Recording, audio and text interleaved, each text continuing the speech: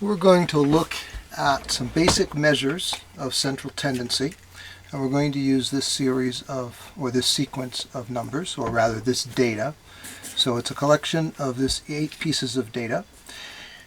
And you have seen these things, of course, before, so this is really just a quick and good review.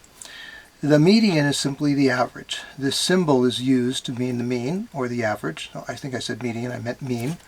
The mean is the average, and an X with a line above it is now a universal symbol for it.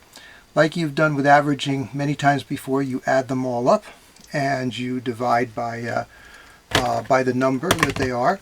So this comes out to 79.875 when you calculate it. You can approximate that, and this would be probably most appropriate to approximate it to 1 decimal place. This, or the 10th place there.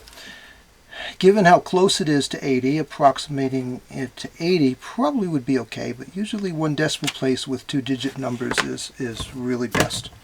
If it was a larger number, series of numbers with, in terms of like in the thousands, and these were 3-digit, 4-digit numbers, then I'd round it to just the ones place and be very pleased with that.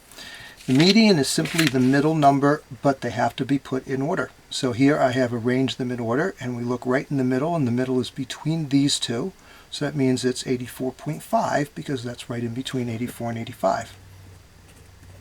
84.5. The mode is simply the numbers that show up the most, and the only one that repeats in this case happens to be 95. So the mode is 95. If there had been another one, like say there had been 2 76s here, then we'd have 2 modes, 95 and 76. The range is simply the range between the largest and the smallest numbers. In this case, from 32 to 95 is 63. Now, this is where you could have a discussion about if you want to be inclusive and count the smallest one as well as the largest one, then this would be 64 numbers. But simply subtracting them to get 63, that's the space. So 63 or 64 would be appropriate in this case, either one. Now next is this 5-number summary. So in the 5-number summary, which we'll use again with box and whisker plots, we're looking for the minimum and maximum number and then the quartiles. So let's come back up to the set of numbers here. Here, of course, is the minimum number, and here, of course, is the maximum number. And then right here in the middle, we have the median. Well, that means we have a first half and a second half. When you take that first half and split in the middle of it, what you do is you get the first quartile. We call it Q1. So Q1 is this amount, it ends there. And in between 76 and 82, the exact mid part of that would be a 79. So that means, let's come back down here first and put the 32 for the minimum. And we have a 79 for the for the quartile. We know already that the middle one, 84.5, that's the median. This is also called Q2. And then Q3 would be in the middle up here. So it looks like for the second half, the middle of it would be a 92.5. Okay, so right at this one, 92.5, that one's Q3, which looks like a 92.5. And then the maximum, of course, is the largest number, 95. So this is called the 5-number summary. Now, when you have a series of numbers, sometimes you have an outlier. And when you look at the list of numbers, it looks like this number is so far away that from all the rest of them, that should be an outlier. But there's an actual specific little formula and proof of that. And here's how we do it. For an outlier, you determine the interquartile range, this IQR.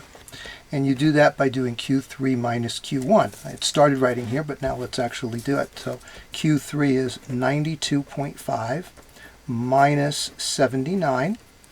So that's 13.5. Okay. So you get a 13.5 for the interquartile range. To figure out if the lowest number of numbers are outliers, you do this little thing. You do the amount of Q1, which is 79, and you subtract 1.5 times the IQR, 13.5.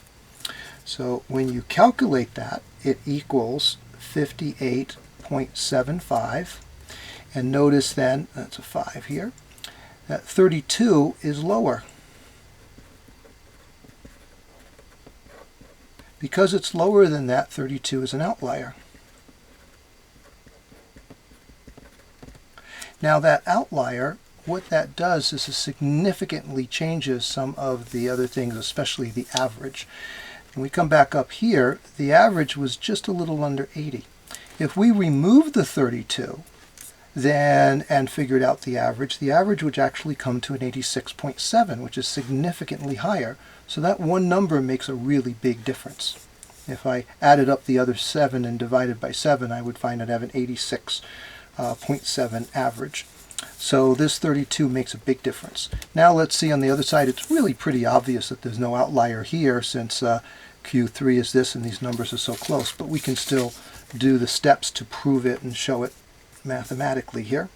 The Q3 amount is 92.5, okay, plus 1.5 times 13.5. And this I will do on the calculator because I don't have it already prepared. 92.5 minus 1.5 times 13.5. So doing it on a calculator, I entered the Q3. Oops, now I put a minus. Notice this was a plus because it's larger. So it's good that I noticed it here and state it so that you can see and think about the difference, that for the one that's the lower number you're going to be subtracting, but then you're going to do plus because you want to see what the highest amount is that you can have before something's an outlier. So I need to redo this. 92.5 plus 1.5 times 13.5, and it gives me 112.75. So that means the largest numbers, 95, are not outliers. You don't actually need to write that. You just simply state there are no outliers, or this is an outlier. In this case, 32 is an outlier.